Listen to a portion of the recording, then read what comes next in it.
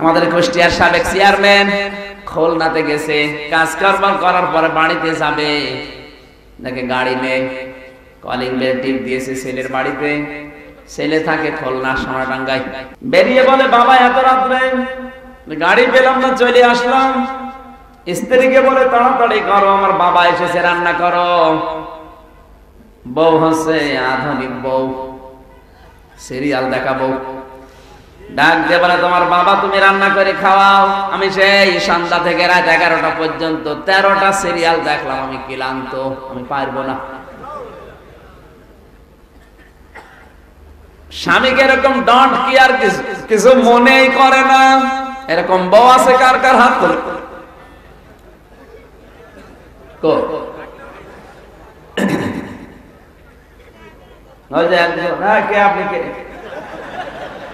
আমি হাত তুলতে সাহস পাচ্ছি, ভিডিও হচ্ছে তাই, আর হাত তুলেছে নাকি বিয়ে না করে হাত তুলেছে?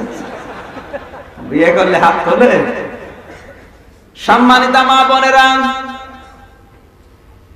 পৃথিবীতে সবচাইতে বড় আল্লাহ রাসূলের পরে আপনার কাছে এখন আপনার স্বামী। আপনি নিজের মা বাবা আসলে স্বামীকে বলেন, বাজার করো, পোশাক আশাক নিয়ে আসো, এই নিয়ে আসো, সেই নিয়ে আসো। স্বামী তো সব হুকুম মেনে নেয়।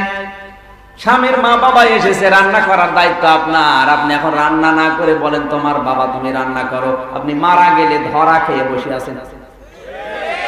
সত্যি করে বলেন তো, এরকম বউ দেশে আছে না নেই? স্বামী নির্যাতন, স্ত্রী নির্যাতনকারী স্বামী দেশে আছে, আমরা পেপার পত্রিকায় পাই বেশি। কিন্তু স্বামী নির্যাতনকারী স্ত্রীও দেশে বলেন। আর এটা এখন সবচেয়ে বেশি ভারতের সিরিয়াল দেখার কারণে। এগুলো দেখে দেখে নিজের চরিত্র বানাচ্ছি। চেহারা যদি একটু ভালো হয়, স্বামীকে ডন্ট কেয়ার, আর যদি ধনীর মেয়ে হয়, স্বামীকে গোলামের মতো ব্যবহার করে, বেশি এড়িতেড়ি করলে ডিভোর্স দিয়ে অন্য স্বামী গ্রহণ করবে, ভয় দেখায়। এরকম ঝামেলায় আছেন কারা? একটু জোর করে হাত তোলেন তো ভাই। কই আপনি ভয় পাচ্ছেন? ক্যামেরা তো হচ্ছে আমার দিকে, আপনার ভয় কিসে? তোলেন, আপনার অসুবিধা তোলেন। কথা বলতে বলি নাই, শিক্ষা নেওয়া লাগবে, আমি হাসির জন্য বলছি না। সন্তান চিন্তা করে, এখন যদি মায়ের ধর করি, বকাবকি করি, আমার বাবা জেনে ফেলবে। ডাক দিয়ে বলছে, তুমি রান্না করবা না? বলছে না, আমি এখন ঘুমাবো। চিন্তা করে আমার বাবাকে কি বলি, আস্তে করে বলে, বাবা তুমি কি খেয়ে এসেছো? ছেলের বাড়িতে খেয়ে যায়। তুমি যদি না খাও, চলো সোনাডাঙ্গায় তোমাকে খাওয়াই হোটেলে। বাবা লজ্জার খাতিরে বলছে, আমার দরকার নেই, আমার খাওয়া আছে। অথচ সারাদিন কিছু খাওয়ার সময় পাইনি। আধা ঘন্টা পরে কে যেন কলিং বেল টিপ দিয়েছে। বাইরে যেয়ে দেখে ওর নিজের ছোট শালা। ডাক দিয়ে বলে, দোলা ভাই গাড়ি পেলাম না, চলে আসলাম। বলে, আসো, তোমার এই দিয়ে খেলা শুরু হবে। বাড়ির ভেতরে যাওয়ার পর স্ত্রীকে বলে, তাড়াতাড়ি ওঠো, তোমার ছোট ভাই এসেছে। ও জলদি করে উঠে তাড়াতাড়ি রান্না শুরু করিস। সন্তান চিন্তা করে, আমার বাবাও তো না খেয়ে আছে। আস্তে করে বলে, আব্বা তাড়াতাড়ি দরজা খোলো, তোমার বৌমা রান্না করছে, খেয়ে নাও। বাবা জানে না রান্না কার জন্য। কথা বলছে না কেন? ভেতর থেকে আওয়াজ দিচ্ছে, আমার খাওয়া লাগবে না, আমার পেট ভরা আছে, তোরা খেয়ে ঘুমিয়ে পড়। সকালবেলা বাবা কিচ্ছু না বলে ব্যাগটা নিয়ে বের হয়ে চলে যাচ্ছে। সন্তান সামনে যেয়ে বলে, বাবা কিছু খেয়ে যাও, তোমার বৌমা রান্না করছে। বাবা চোখের পানি ফেলে দিয়ে বলে, সন্তান আমি যেদিন তোর ছোট শালা হব, ওই দিন খেয়ে যাব। না, আমি তো হাসির খোরাকি দিইনি। হাসেন কেন? কত বড় দুঃখ নিয়ে কথা বলছেন, টের পাচ্ছেন? আপনি কি মনে করছেন কুষ্টিয়ার ওই সাবেক চেয়ারম্যান শুধু এই কাজ করেছে? এখানে হাজারো মুরব্বী বসে আছে, যারা তার সন্তান আর বেটার পর কাছে ঠিক এরকম কথা বলা লাগবে।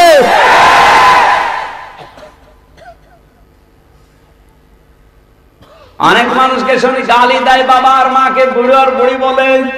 আরে কোলাঙ্গার, তোর কারণে তোর বাবা বুড়ো হয়েছে, তোর কারণে তোর মা বুড়ি হয়ে গেছে, তোর কারণেই তারা যৌবন হারিয়েছে।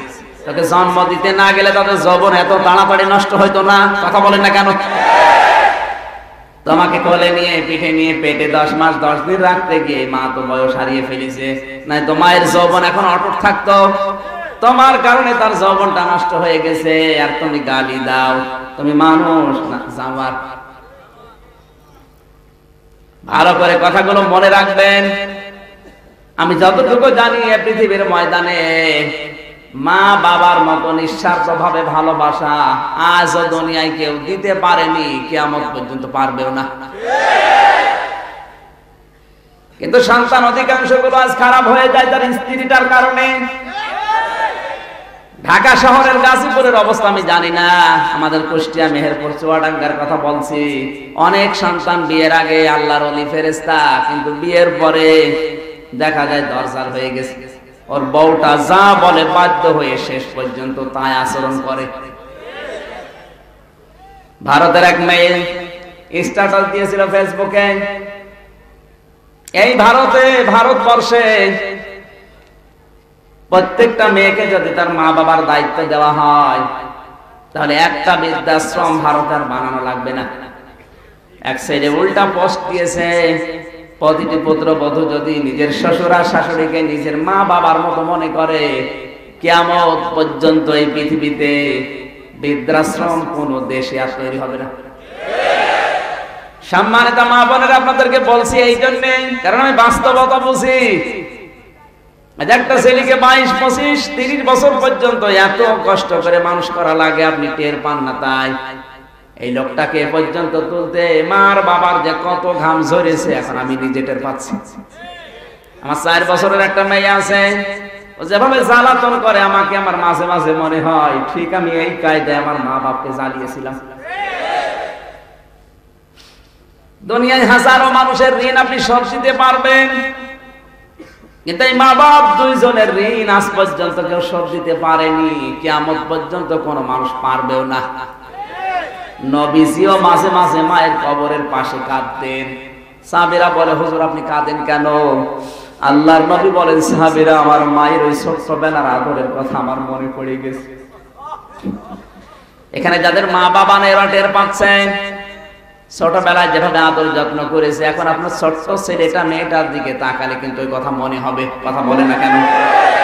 আমার বিশ্ববিদ্যালয় লাইফের এক বন্ধু কাঁদছিল দুঃখ করে, ডাক দিয়ে বলে, আমির হামজা, বিয়ে করার পরে দেখি আমার বউয়ের সাথে আমার মায়ের আর মিল নেই, ছোটখাটো বিষয় নিয়ে শুধু গন্ডগোল করে। বাড়িতে আসার পরে আমারে বলে, তোমার মা ভালো না, বাবা ভালো না, তুমি যদি আমাকে নিয়ে বাস করতে চাও আলাদা হওয়া লাগবে, নাই তো তোমার সংসার আর করবো না। যেহেতু ধনীর মেয়ে আমি কিছু বলতেও পারি না। বাংলাদেশে আজ 100টার 98টা পরিবারের পুত্রবধূ তার স্বামীকে বারবার খোঁচায়, আলাদা হয়ে যাও। কথা বল না কেন? আলাদা হয়ে গেলে আরামে খেতে পারবে, ভালো থাকতে পারবে। এই বুদ্ধি দেওয়ার মতো বউ দেশে নেই। আছে কার কার আপনি দেখতে চাই? হাত তোলেন। আন্দাজে মিথ্যা কথা বলে না। হয়ে গেলাম, মা বাবার সাথে নতুন করে ঝগড়া তৈরি করলাম। একবারে তো চলে যাওয়া যায় না, আশপাশের লোকজন জেনে গেল, এদের আর মিল নেই। শেষ পর্যন্ত বউটা নিয়ে চলে গেল শ্বশুর বাড়িতে। শ্বশুর মশাই সুযোগ বুঝে টাকা পয়সা দিয়ে আমার পাঠিয়ে দিল লন্ডনে। দীর্ঘ 5 বছর আমি লন্ডনে আছি। 5 বছরে অ্যাকাউন্ট করা আমার স্ত্রীর নামে যত টাকা পয়সা সব আমার বর নামে পাঠায়। মা বাবা মানে কোনো কিছু পাঠায়নি, কোনো খোঁজও নেয়নি। দীর্ঘ 5টা বছর পরে আমার শরীরে প্লেগ রোগ দেখা দিল, সোয়াইসের রোগ। যার কাছে যায় তারই হয়। লন্ডনের ডাক্তাররা শেষ পর্যন্ত পরীক্ষা করে বলে, এই ছেলে যে রোগ ধরা পড়েছে প্লেগ রোগ, এ রোগে মানুষ বাঁচে না, আর যার কাছে যাবে তার রোগ হবে। 3-4 মাসের বেশি তুমি কিন্তু আর বাঁচবে না। রোগটা যখন ধরা পড়েছে তোমাকে আমরা লন্ডনে আর থাকতেও দেব না, তুমি তাড়াতাড়ি তোমার নিজের দেশে চলে যাও। বাড়িতে আসার পরে মাথা নিচু করে চিন্তা করে, আল্লাহ কোন কারণে রোগটা হলো আমার মা বাবার স্বামী আমি বেয়াদবি করেছি, তাদের সাথে চোখ রাঙিয়ে গরম দিয়ে বাড়ি থেকে রাগারাগি করে এসেছি, মনে হয় তারা বরদোয়া দিয়েছে, এই কারণেই আমার অসুখ হয়ে গেছে মারাত্মক। শেষ পর্যন্ত চিঠি লিখে দেখি কেমন আমাকে ভালোবাসে এই পৃথিবীর মানুষগুলো। শ্বশুর আর শাশুড়িকে লিখেছে, শ্বশুর শাশুড়ি আগামী মাসের প্রথম সপ্তাহের মঙ্গলবারে ঢাকায় আসব। আমার শরীরে মারাত্মক অসুখ, লন্ডনের ডাক্তাররা বলেছে ৩-৪ মাসের বেশি নাকি আমার বাঁচবো না। এয়ারপোর্টে আসবেন আপনাদেরকে আমি বলে দিলাম। স্ত্রীর কাছে লিখেছে একই কথা। আর একটা চিঠি নিয়ে চিন্তা করে আমার মা বাবা, না জানি তারা আবার কি মনে করবে। যা মনে করে করবে, আমি তো তাদেরই সন্তান। চিঠি লিখেছে মা আর বাবা, দীর্ঘ 5 বছর হয়ে গেল কোনো খোঁজ খবর আপনাদের নেইনি। কি মনে করবে জানি না। আগামী মাসের প্রথম সপ্তাহের মঙ্গলবারে ঢাকায় আসব। সুযোগ পেলে এয়ারপোর্টে আসবেন। শরীর খারাপ এই কথা মা বাবার কাছে লিখে নাই। এখন আর কাজ কামে যায় না, চিন্তা করছে দেখি আমার চিঠির জবাব আসে কিনা। 10-12 দিন পরে কে যেন বলে চিঠি। বাইরে যে দেখে ডাক পিয়ন চিঠি নিয়ে এসেছে মার বাবা দুইজনের। শ্বশুর শাশুড়ির চিঠিগুলো আগে পড়েছে। শ্বশুর আর শাশুড়ি মিলে লিখেছে, জামাই বাবাজি বহু টাকা খরচ করে তোমার পাঠিয়েছি। লন্ডন থেকে যখন চলে আসবে আমার জন্য লাল লাল চাদর নেবে, আর তোমার শ্বশুরের জন্য সেট আর প্যান্ট, শার্ট আর প্যান্টের পিস নেবে। স্ত্রী লিখেছে, স্বামী বান্ধবীদের স্বামীরা কিন্তু আসে দেখি আমি এই এই জিনিস নিয়ে আসে, তোমার আমি লিস্ট করে দিলাম, আসার সময় তুমি এই এই জিনিসগুলো আমার জন্য নিয়ে আসবে। চোখের পানি ফেলে দিয়ে কাঁদে রব্বুল আলামিন, কাদের জন্য আমি কি করলাম। আমার শরীরে এরকম অসুখের একবারও জিজ্ঞাসাও করে না, শুধু জিনিস চাই। চিঠি মা বাবার কই দেখি, ওদেরটা এবার খুলবো না। আগে কেরোসিন তেল নিয়ে এসেছে, পেট্রোল নিয়ে এসেছে, ম্যাচ হাতে নিয়ে চিন্তা করছে এই চিঠির ভেতরেও যদি ওদের মতো জিনিস চাওয়া থাকে তাহলে আমি নিজেকেই নিজে আগুন লাগিয়ে পোড়াবো, আত্মহত্যা করব। লিখে রাখবো দুনিয়ায় ভালোবাসা মায়া মহব্বত বলে কিছু নেই, সব ভুয়া। চিঠি খুলবে হঠাৎ করে না, একবারে খারাপ মন্তব্য করা যায় না। খোলার পরে প্রথম নম্বরে মা আর বাবা দুইজন মিলে লিখেছে, প্রাণের সন্তান দীর্ঘ 5 বছর লন্ডনে আছো, কোনদিন খোঁজও নাওনি। চিঠি দেওয়া দূরের কথা, মোবাইল আমাদের কাছে করনি, অথচ এই 5 বছরে 5 সেকেন্ডও তোমাকে ভুলে আমরা থাকতে পারিনি। কারণ আমাদের তো সন্তান নেই তুমি ছাড়া। দ্বিতীয় লাইনে লিখেছে, প্রাণের সন্তান চলে যখন আসতেছ প্লেনে ওঠার আগে গরিব দুঃখীকে কিছু পয়সা দান করবে। কারণ কত প্লেন উড়ে যায়, কত প্লেন অ্যাক্সিডেন্ট হয়, তুমি জাদু যেন সহি সালামতে আসতে পারো। এই জন্য বাড়িতে 2টা খাসি ছাগল ছিল, 2টা সাজকা করে দিয়েছে। প্রাণের সন্তান তুমি যেন সহি সালামতে আমাদের বুকে আসতে পারো, দেশে ফিরে আসতে পারো। এই জন্য আজকে থেকে 2 রাকাত করে নামাজ আর 1টা করে রোজা আমরা মান্যত করলাম। বাড়িতে যে ফকির আসবে তাদেরকে আমি তোমার উদ্দেশ্যে খাওয়ানো আরম্ভ করলাম। আগামী মাসের মঙ্গলবার পর্যন্ত প্রতিদিন 2 রাকাত করে নামাজ আর 1টা করে রোজা আমরা মান্যত করলাম। চিঠি পড়ে চোখের পানি ফেলে হাওয়া মাও করে কাঁদে রব্বুল আলামিন, আমি কি করেছি। যাদের খোঁজও নেয়নি, খবরও নেয়নি, তারা আমাকে গরিব দুঃখীকে পয়সা দিতে বলে, আমার জানের হেফাজতের জন্য খাসি ছাগল মান্নাত করে, আমার জন্য নামাজ রোজা উৎসর্গ করে, গরিব দুঃখীকে পয়সা দিতে বলে। আর কারো জন্য যদি কিছু নাও নেই, এই 2 জনের জন্য আমি জিনিস নিতে লন্ডন থেকে ভুল করব না। জিনিসপত্র নিয়ে এসে নেমেছে। শ্বশুর আর শাশুড়ি বলে, কই আমাদের সেই জিনিসগুলো কই? বলে আনি নাই। আপনি তো জানেন আমার শরীর খারাপ, মার্কেটে যেতে পারি না, ঢাকায় পাওয়া যায় কিনে দেব। যেই বলেছে আনি নাই, শ্বশুর আর শাশুড়ি 2 জন মিলে বলে, তোমার মতো জামাই আমার আর দরকার নাই। এত টাকা পয়সা খরচ করে পাঠালাম, আমাদের জিনিস আনতে মনে নেই। রোগের শোধ না টাকা এখন স্ত্রী বলে স্বামী আমার আমার সেই লিস্ট করা জিনিসগুলো কয়, ধমক দিয়ে বলে শুধু জিনিস জিনিস করো, একটা বারের জন্য তো জিজ্ঞাসা করো না আমার শরীর কেমন আছে, বলে পরে জিজ্ঞাসা করবো, আগে জিনিস দাও। যেই বলেছে আনি নাই, তোমার মতো স্বামীর আমার আর দরকার নাই, এয়ারপোর্টে তোমার আমি ডিভোর্স দিয়ে চলে গেলাম, যাবেই তো কারণ তো বাঁচবে না, কথা বলুন। মাথা নিচু করে চিন্তা করছে, আল্লাহ মা বাবা তো আসে নাই, কই তাদেরকে তো দেখি না। হঠাৎ পেছন দিক থেকে কে যেন ডাক দিয়েছে, আরে বাবা আমাদের বুকে আর দীর্ঘ 5 বছর তোকে দেখি নাই, মনে হচ্ছে আকাশের চাঁদ আমরা হাতে পেয়েছি। সন্তান মাকে পরীক্ষা করার জন্য পায়ে সালাম করতে গেছে, ডাক দিয়ে বলে মা তোমার জন্য আমি কিছু আনতে পারি না। মা থাপ্পড় উঁচু করে বলে বাবা জিনিসের কথা বলবি না, তুই যাবো যে সহি সালামতে ফিরে এসেছিস এইটাই আমাদের জীবনের বড় জিনিস। পায়ে হাত দিয়ে বলে মা, সঙ্গে সঙ্গে মা পায়ে হাত দেওয়া দেখেই বুঝতে পেরেছে ছেলেটার শরীর ভালো না। ডাক দিয়ে বলে বাবা তোর শরীরে মারাত্মক কোনো অসুখ নাকি, এমন অবস্থা কেন? ছেলেটা বলে মা আমি তো চিঠির ভেতরে তোমাদের কাছে লিখি নাই যে আমি অসুস্থ, আর তুমি তো শিক্ষিতাও না, গ্রাম্য মেয়ে মানুষ, তুমি তো ডাক্তারও না, তুমি কিভাবে বুঝলে?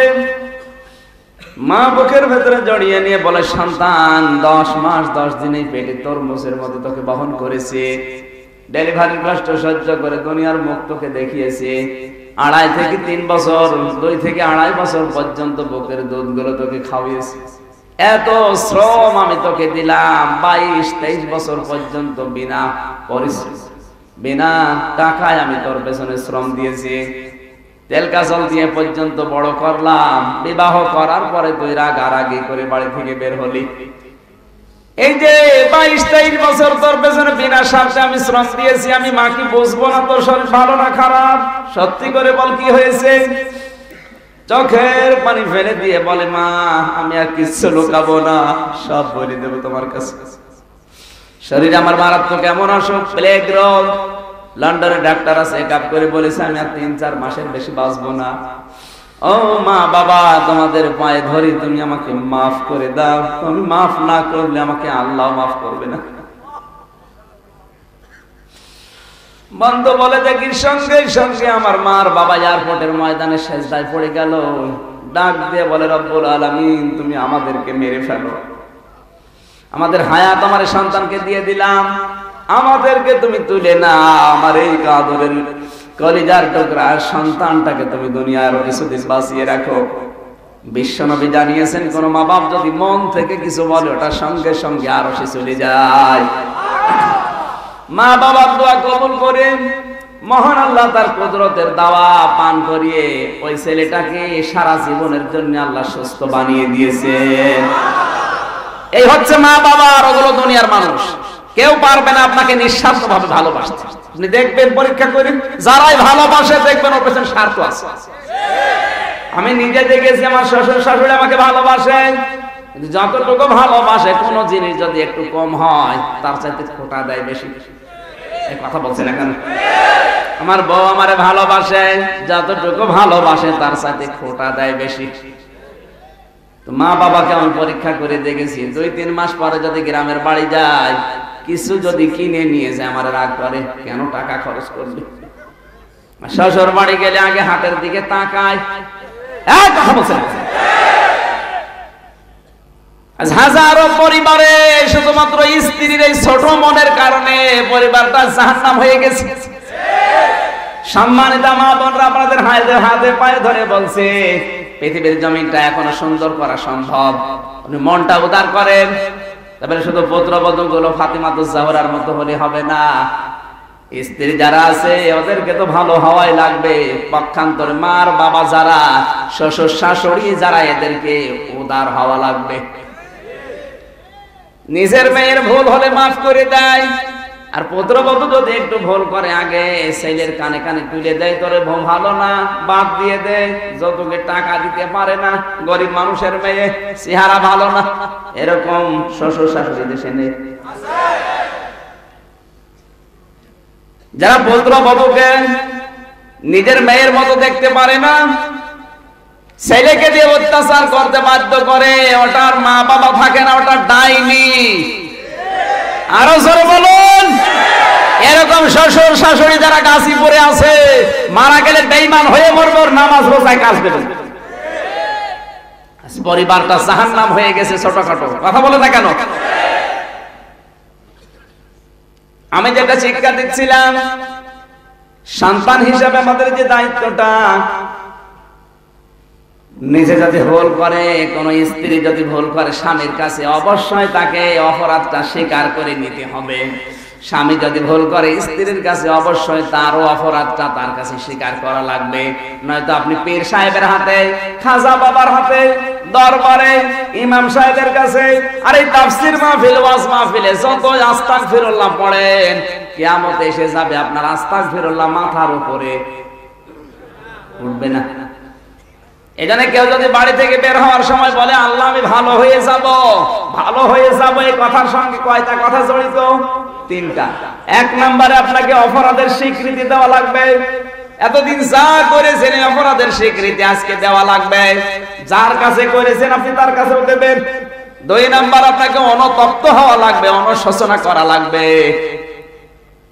এই মাহফিল থেকে বাড়ি যাওয়ার পর বালিশের উপরে মাথা দিয়ে আপনি যত অনুশোচনা করবেন, অনুতপ্ত হবেন, আল্লাহ আমি এই অপরাধ করে ফেলেছি, যত চোখের পানি পড়বে আপনার চোখ দিয়ে, যত আফসোস হবে, ততগুলো গুনাহ আমার আল্লাহ ঝরিয়ে দেবে। আজ আমাদের সঙ্গে অনুশোচনা, অনুতপ্ত হওয়া নেই। শয়তান কিন্তু এইটা করে নাই, এই জন্য আল্লাহ তাকে মাফ করে নাই। আর আদম নবী এইটা করেছিল, এই জন্য আল্লাহ তাকে মাফ করে দিয়েছে। কথা বলে না কেন? আদম নবী অপরাধ করেছে একটা, ভুল করে ফেলেছে, শয়তানও অপরাধ করেছে একটা, কিন্তু শয়তান ভুল করার পরে অনুশোচনা করে নাই, স্বীকারও করে নাই। আরো আর্গুমেন্ট পেশ করেছে, আনা খায়রুম মিনহু খালাকতানি মিন নারি ওয়া খালাকতাহু মিন তিন। তুমি আমারে আগুন দিয়ে বানিয়েছো, আর এটা বানিয়েছো মাটি দিয়ে। আল্লাহ কি বলেছে ওটা শুনতে চেয়েছি। ও যদি ওই সময় বলতো আল্লাহ আমার ভুল হয়ে গেছে, তুমি আমারে মাফ করে দাও, আল্লাহ বলেন আমি মাফ করে দিতাম। কিন্তু আমাদের দাদা আদি পিতা হযরত আদম ভুল করার সঙ্গে সঙ্গে আল্লাহ ডাক দিয়েছেন, কেন এই গাছটার কাছে গেলে? তিনি বলতে পারতেন আল্লাহ গিয়েছি, তাতে হয়েছে কি? বলতে পারতেন না? মাথা নিচে করে বললেন, রব্বানা যালামনা আনফুসানা ওয়া ইল্লাম তাগফির লানা ওয়া তারহামনা লানাকুনান্না মিনাল খাসিরিন। জোরে বলেন আল্লাহু আকবার। সূরা আরাফের 23-22 নম্বর আয়াত। ডাক দিয়ে বলে রব্বুল আলামিন, নফসের উপরে জুলুম করে ফেলেছি, তুমি যদি আমাদেরকে দয়া না করো, ক্ষমা না করো, আমরা ক্ষতিগ্রস্ত হয়ে যাব। দয়া করে মেহেরবানি করে তুমি আমাদেরকে মাফ করে দাও।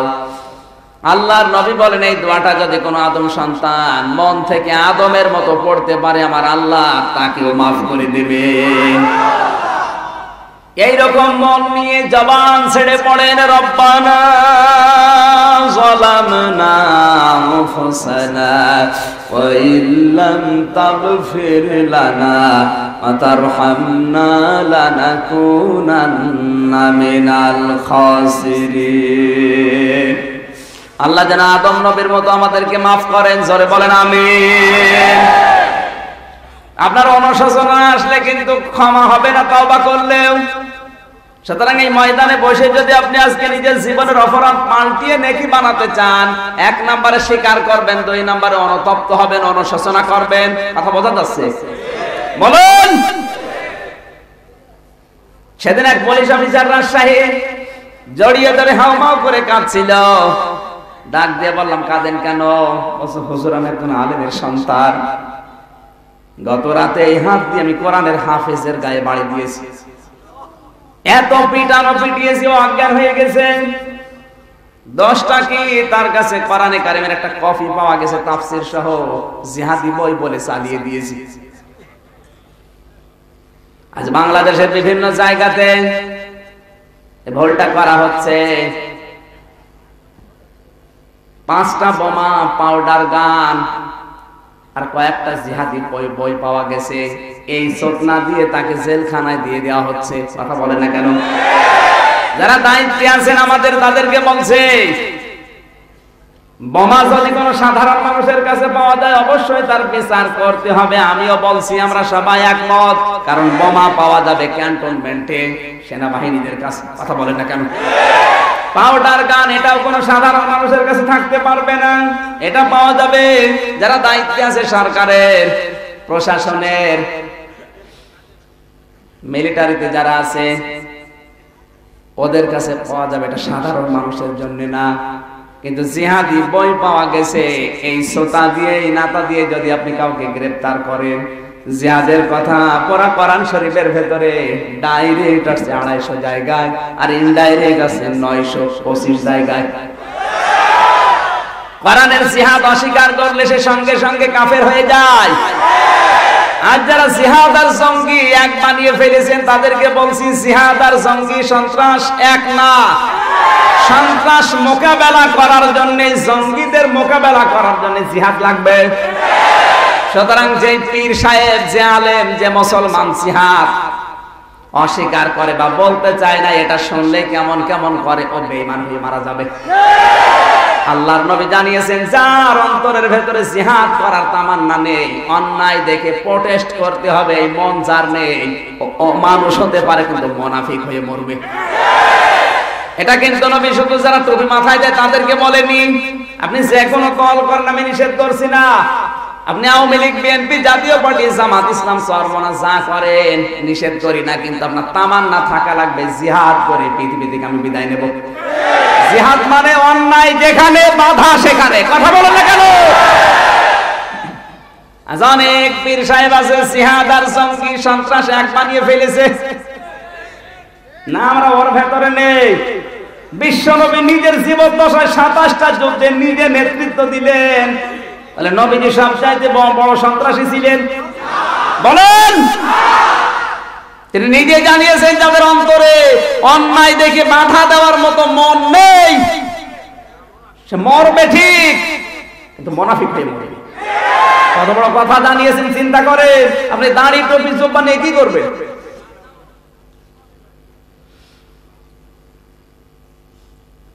আমজাদ হোসেন স্বপন, উনি যদি মারা যায় সাধারণ হবে ঈমান নিয়ে, ঈমান যদি নসিব হয় মারা যাবে, কবরে থাকবে ঘুমিয়ে, এই শেষ। কিন্তু যদি শাহাদাতের মরণ পায়, যদি শহীদ হয়ে মরতে পারে, উনি কিন্তু সাধারণ ভাবে ঘুমিয়ে থাকবে না। মরণের পরে কবরের ভেতর উনি রিজিক পাবে আমার আল্লাহর কাছে। আলা তাহসাবান্নাল্লাযীনা কুতিলু ফি সাবিলিল্লাহি আমওয়াতা বাল আহইয়াউন ইনদা রাব্বিহিম ইরযাকুন। সরি বলেন আল্লাহু আকবার। সূরা আলে ইমরানের ভেতরে আছে 169 নম্বর আয়াত। আল্লাহ পাক বলেন, এই পৃথিবীর ময়দানে কোন মানুষ যখন আমি আল্লাহর জন্য মারা যায়, তাদেরকে মৃত বলো না, বরং তারা জিন্দা, জীবিত, কারণ আমি আল্লাহ তাদেরকে রিজিক দেই। ঘুমিয়ে থাকলে খাওয়া লাগে, আরো জোরে বলেন, খাওয়া লাগে। জিন্দা থাকলে খাবারের প্রয়োজন হয় না। যখন মানুষ ঘুমিয়ে থাকে, খাবারের প্রয়োজন হয়, মানুষ জিন্দা থাকে।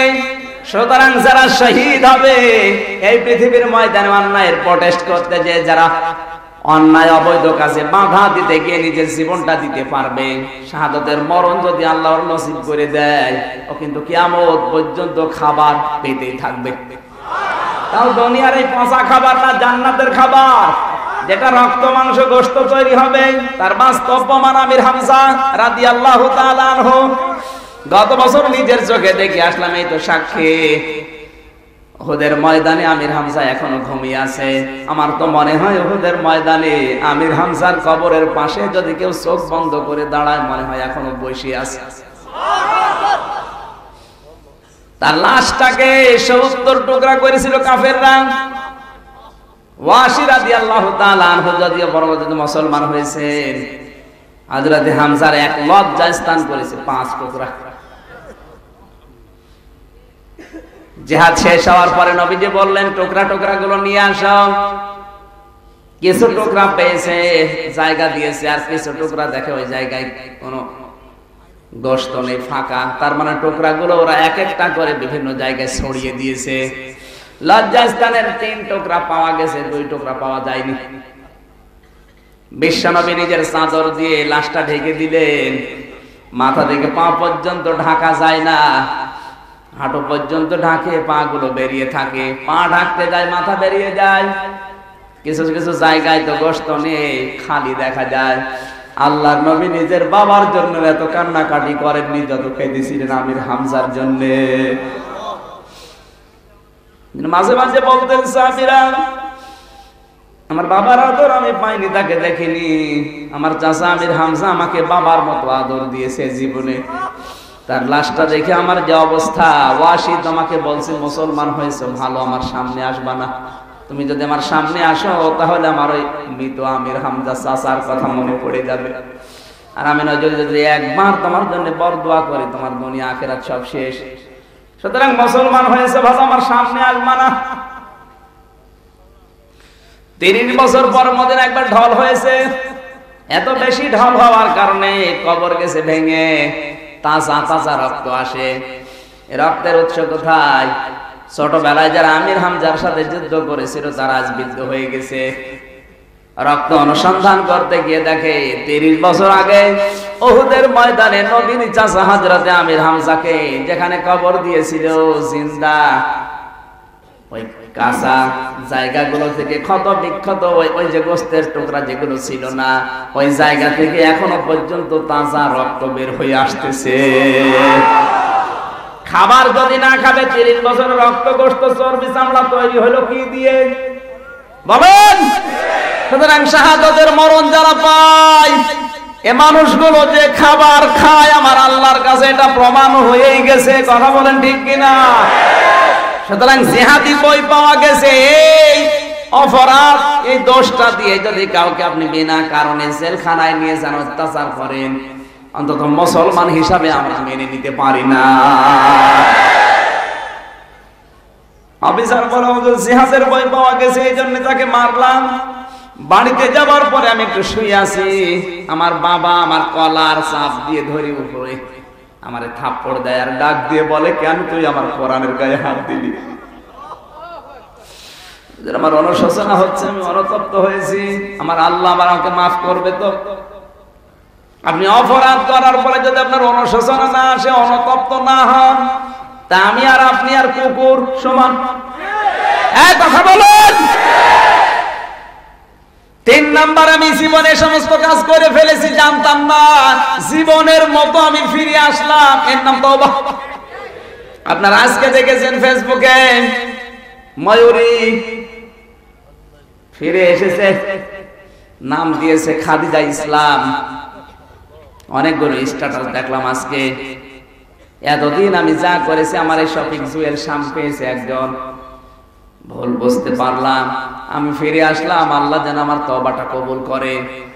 এই ময়ূরী নায়িকা যা করেছে এতদিন, যদি মন থেকে এই স্বামীর ওসিলায় যদি ফিরে আসতে পারে, এই যে ফিরে একেবারে চলে আসলাম, আর কোনোদিন আমি চাকচিক্যময় জীবনে যাব না, যদি এই সিদ্ধান্ত নিয়ে বাকি জীবনটা কাটাতে পারে, ওর পেছনের সব অপরাধ আল্লাহ মাফ করে নেকি বানিয়ে দেবে। সুতরাং এই ময়দানে যারা বসে আছি ছোট ছোট মানুষ না, আমাদের অনেক মর্যাদা এখন।